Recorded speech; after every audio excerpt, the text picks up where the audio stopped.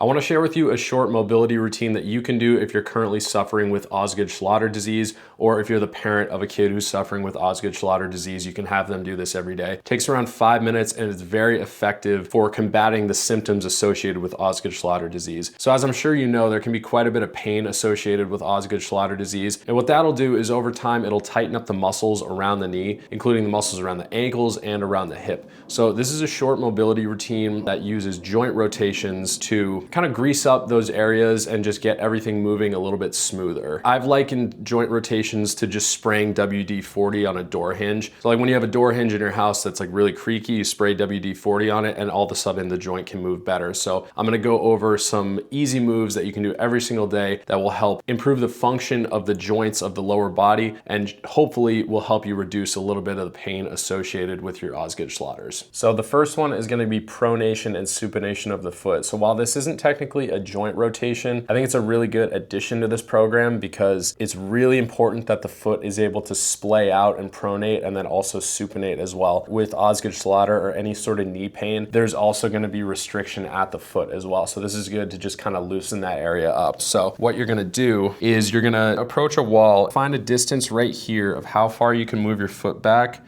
that you're able to bring your knee forward and touch the wall without lifting your heel up. So the whole purpose of this is to get the foot to splay out and then supinate like that. So this is all you're gonna do. So the focus here is maintaining weight over that front foot, going into a positive shin angle and then a negative shin angle. So you're gonna do that for about 10 to 20 reps.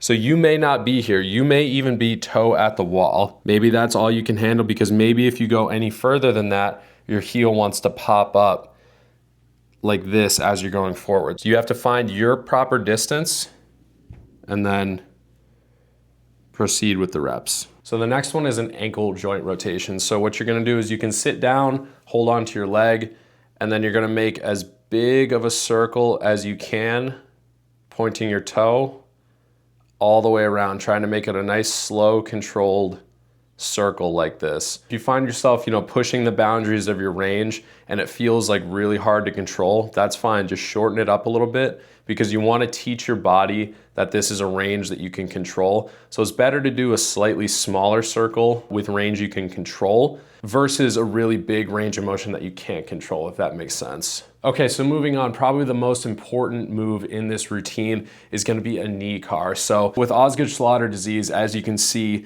so I'm 27 years old right now. I still have my bump. I'm gonna have the bump forever. It doesn't really give me too much problems these days, aside from when I do like a lot of activity with it, like, running, squatting, Muay Thai, anything like that. So I found this exercise particularly useful to keep my knee moving well. So a lot of times people think the knee joint just goes up and down like that.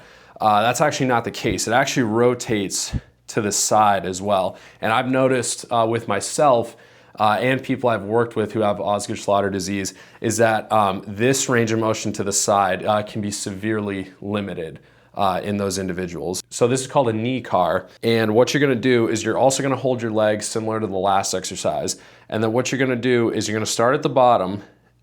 You're gonna rotate at the knee as best you can. You're gonna try not to have it all come from the ankle. The ankle will come along for the ride, but you wanna have it be rotating at the knee as much as you can, straightening the leg as much as you can. You're probably not gonna be able to get it fully straight. If you are able to get it fully straight like that, you're probably too low. You'd probably wanna lift the leg up a little bit to make it a little bit more challenging. So rotate it as much as you can, lift it up, and then try to rotate at the knee as much as you can. The thigh is gonna move a little bit, but you wanna, limit it as much as you can.